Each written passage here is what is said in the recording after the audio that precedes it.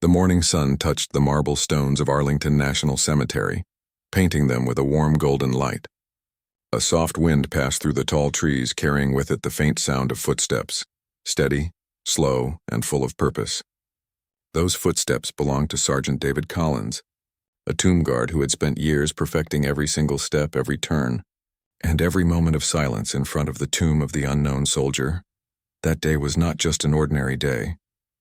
It was a day of the Army's annual review, where high-ranking officers, dignitaries, and soldiers gathered to witness the precision and dedication of the guards who stood watch over America's most sacred ground. People from different states had come to see the ceremony, cameras in hand, hearts full of respect. Sergeant Collins stood tall in his dark blue uniform, his white gloves perfectly clean, his shoes shining like black glass. His expression was calm, almost carved in stone. He moved with a rhythm that looked almost too perfect to be human. 21 steps, pause, 21 seconds, and then 21 steps again. Each movement was measured, rehearsed thousands of times until even his breathing matched the pattern. The tomb of the unknown soldier had always been a place of silence and honor. Beneath that marble rested soldiers whose names no one knew, men who had given their lives but never received recognition. Collins never forgot that. For him, every day was not about himself. It was about them. As the ceremony began, the sound of drums rolled through the air. A group of generals and officers entered the area, their medals glinting in the sunlight. Among them was General Robert Anderson, a man well known in the Army for his years of service and leadership. He was respected by everyone and carried himself with confidence and authority. The general had come to personally review the tomb guards that day, and it was said he wanted to thank them for their discipline and loyalty. The crowd quieted down as the guards performed their march. Every step echoed with purpose. Even the general's sharp eyes softened with admiration.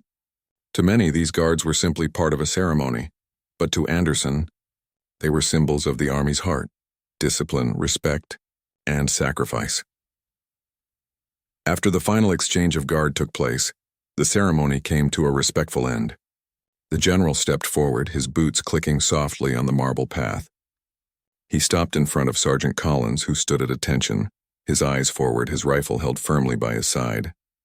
The air felt heavy, filled with respect. The general took one slow step closer and smiled faintly. "Excellent duty, Sergeant," he said, extending his right hand in appreciation. The crowd watched in silence. A general's handshake was a great honor, a sign of personal recognition. But something unexpected happened. Collins didn't move. He didn't blink or shift his eyes. His posture remained exactly as it was, straight and unbroken, as if he hadn't even heard the words. The general's hand stayed in the air for a few seconds before he slowly lowered it. A few whispers started among the crowd. Some people looked confused, others surprised. A few even frowned, not understanding why a guard would ignore a general's gesture. But Collins continued to do exactly what he had sworn to do: stand watch, protect the tomb, and never break his focus. The rules were clear for every tomb guard. While on duty, no one speaks, salutes, or makes any motion that could distract from the sacred task. It didn't matter who stood before them, whether it was a visitor, a senator, or even a general. The duty came first. General Anderson looked at him for a long moment. His face didn't show anger or pride, only curiosity. He was a man who had seen countless soldiers in his career, but never one so firm in silence. The general could have demanded a response, could have reminded the guard of rank, but instead he simply stepped back, his eyes thoughtful. The rest of the officers followed his lead, and the ceremony continued. Yet the air around them had changed. There was something different in the way people looked at Sergeant Collins now, not as a man being disrespectful, but as a man so deeply loyal to his duty that he wouldn't bend, not even for the highest authority.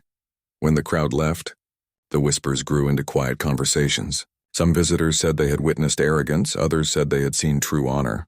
But one thing everyone agreed on was that the guard never lost his composure, not for a single second. As the sun began to lower behind the cemetery, Collins continued his shift. His steps remained steady, his face calm, his eyes forward. Every sound around him faded away, leaving only the click of his heels and the echo of his rifle. In that silence, he thought about the unknown soldiers resting under the white marble. They had no names, no families waiting for them, no medals or parades. They had only the promise of eternal honor, and that promise was what he protected. He didn't refuse the general's handshake out of pride. He did it out of respect, for the duty he carried and the ones who could no longer speak for themselves. Every guard at the tomb knew that once you were on post, you represented more than yourself. You represented the fallen, the forgotten, and the promise that they would never be ignored again. By the time Collins completed his shift, the sky had turned a deep orange, the marble glowing softly in the fading light. Another guard arrived to take his place, and Collins performed the exchange with the same flawless precision he had always shown. Only when he stepped off duty did he allow himself to breathe freely again. He glanced back once at the tomb, a small nod of respect, quiet and full of meaning. He didn't know that the moment earlier would soon spread across the army and beyond. All he knew was that he had done what was right, what was expected, and what his heart demanded.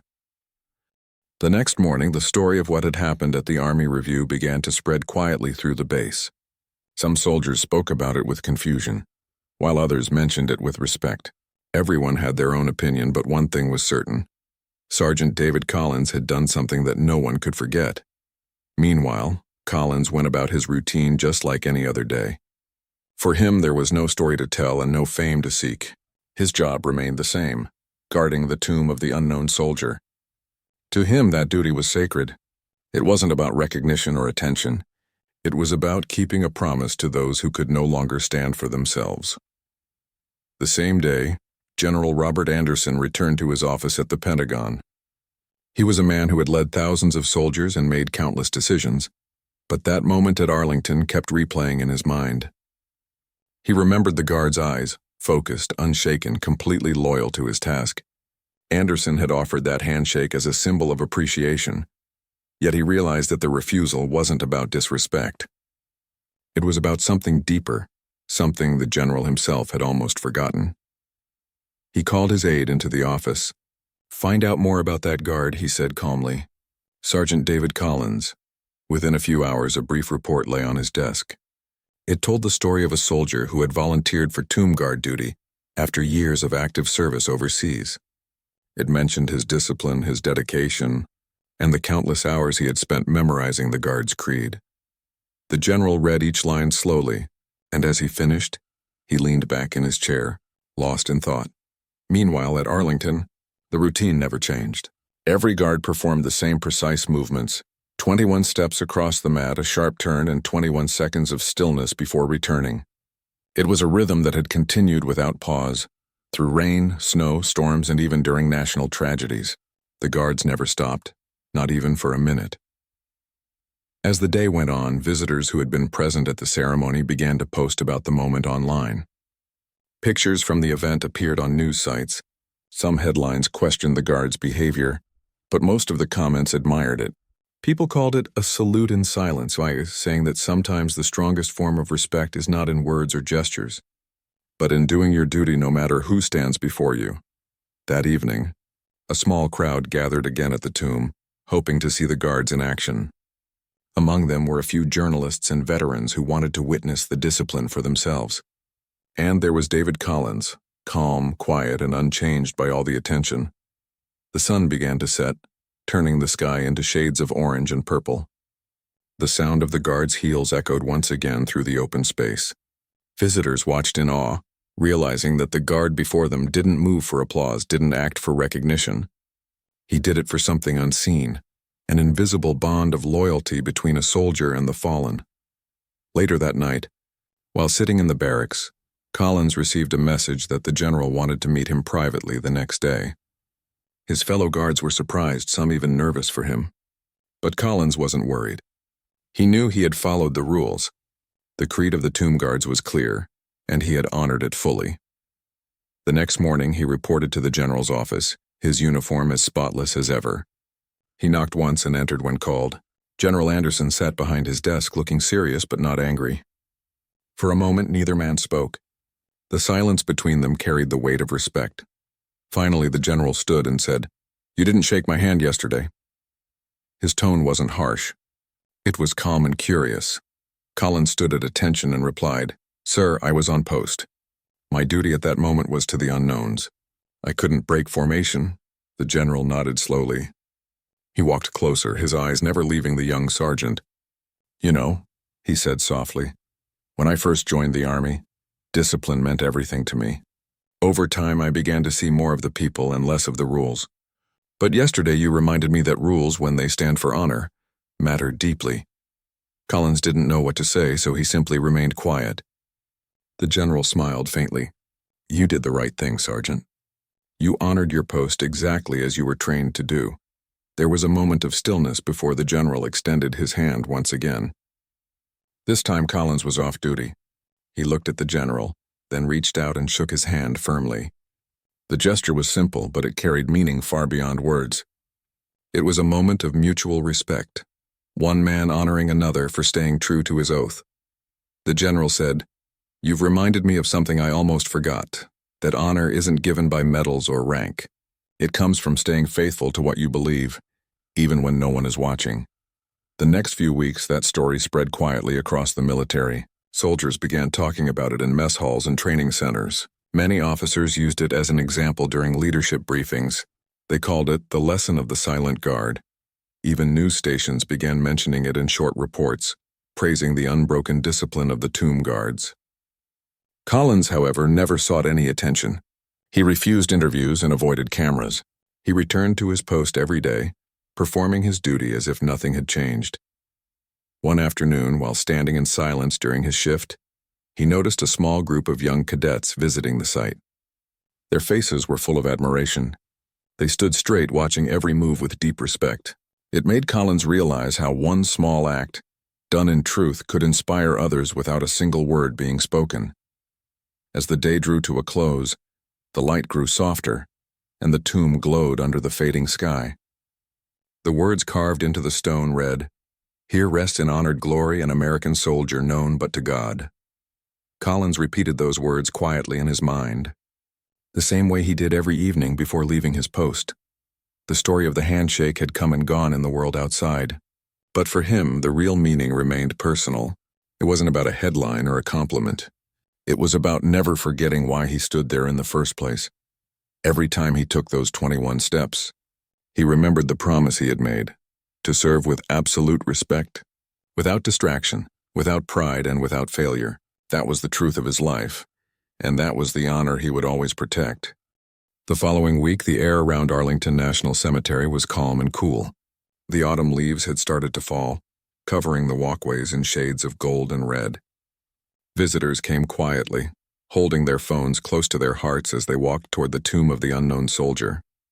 The story of the guard who refused a general's handshake had reached far beyond the army. People from across the country had read about it, each one touched by the simple but powerful act of duty. Sergeant David Collins, however, remained the same as ever. He didn't look for attention or praise. For him, life moved forward in the same steady rhythm as his steps before the tomb. He kept training, polishing his rifle, and practicing the precise timing that every guard had to master. But deep down, he knew that moment with the general had changed something, not in the world around him, but inside himself. A few days later, he was called to attend a small gathering at the Army headquarters. It was not a public event, just a private meeting with a few officers and General Anderson. Collins arrived on time, dressed sharply in his formal uniform. The general stood waiting for him with a calm expression and a slight smile. As soon as Collins entered, the general spoke kindly. "Sergeant, I wanted you to know that your story has reached soldiers all over the country. You didn't plan for that. But what you did has reminded many of what it truly means to serve." Collins felt a little nervous, but he answered humbly, "Sir, I was only doing my duty." The general nodded, clearly impressed by his simplicity. "That's exactly what makes it powerful," he said. "In a world where people often act for attention, you did your job without needing anyone to notice. That's what real honor looks like." They talked for a few minutes about the meaning of the tomb guard's duty, the silence, the rules, the constant watch through all kinds of weather. Collins explained how the guard's job was more than a routine. It was a living promise to every unknown soldier who never came home. The general listened carefully, his eyes showing deep respect. When the meeting ended, General Anderson stood and looked directly at Collins. He said, You reminded me and every soldier that true respect isn't something you show with words. It's something you live by your actions." Then he extended his hand again, not as a general to a soldier, but as one man to another. Collins shook his hand firmly, the two men sharing a moment that said more than any speech ever could. After that day, Collins returned to his normal duties. But now, every time he walked across the black mat in front of the tomb, he carried with him that quiet lesson. He realized that sometimes the greatest truths in life are not loud or visible. They live in the silent strength of doing what is right, even when no one else understands it. The weather began to turn colder as November approached. The rain came often, and the wind blew hard through the cemetery. Yet the tomb guards never stopped. Through storms, snow, and darkness, the watch continued as it had for decades. Visitors would often stand at the edge, umbrellas in hand, watching in awe as the guards' polished boots clicked against the wet stone, never missing a beat. One evening, after finishing his shift, Collins stood quietly near the tomb before heading back. The soft light from the lamps reflected off the marble, giving it a peaceful glow. He thought about the unknown soldiers buried beneath, how they had once been sons, brothers, and friends just like him. Now they were silent, but their silence spoke more than any words could. He also thought about the general, how that single encounter had shown both of them something new. The general had learned that respect isn't about rank, and Collins had learned that even in silence, truth has a way of being heard. As he walked back to his quarters, Collins passed a group of young soldiers standing in formation nearby. One of them looked up and whispered, "That's him, the guard from the ceremony." But Collins just smiled politely and kept walking. He didn't want to be known for refusing a handshake. He wanted to be remembered for protecting what mattered most. A few months later, Collins received an invitation to speak at a military academy. At first he hesitated. Public speaking wasn't his strength. But his commanding officer encouraged him, saying that young soldiers needed to hear from someone who understood the meaning of duty without seeking glory. When the day arrived, Collins stood before a room full of cadets all dressed in their fresh uniforms. The room was quiet as he began to speak in his calm, steady voice. "I was asked to talk about honor," he said. "But honor is not something you can describe easily. It's not a medal, not a title, not something people give you. It's something you earn by doing the right thing when it's hard, when no one is watching, and when it might even cost you something." He paused, looking at the young faces before him. "When I stood at the tomb that day, I didn't think about who was in front of me. I thought about who was behind me, the soldiers who gave everything and never came home. I couldn't break my duty for anyone because that moment wasn't about me. It was about them." The room stayed silent. Some cadets nodded slowly, understanding the depth of what he said. Collins ended his talk with simple words. "In life, you'll face moments where you'll have to choose between comfort and duty. Choose duty. It might not make you famous, but it will make you honorable." After the speech, the cadets stood and clapped, not loudly, but respectfully. Collins smiled gently and walked off the stage. He didn't need applause. Knowing that they understood the message was enough. That night he returned to Arlington. As he stood once again in front of the tomb of the unknown soldier, the air was still and quiet. The moonlight fell softly over the marble surface, making the engraved words shine faintly. He whispered under his breath, "For them, always." He then turned and began his 21 steps once again, measured, calm, and eternal. Each click of his heel against the stone echoed through the night, carrying with it a message that would never fade. To the world, he was just a guard. But to those who understood, Sergeant David Collins represented the purest form of honor, a man who chose truth over recognition and duty over pride. His story became a reminder that real heroes don't always stand in the spotlight. Sometimes they stand in silence, protecting something far greater than themselves. And so, under the endless sky, the guard continued his walk, keeping watch over the nameless, never stopping, never bending, forever faithful to the promise of honor and truth.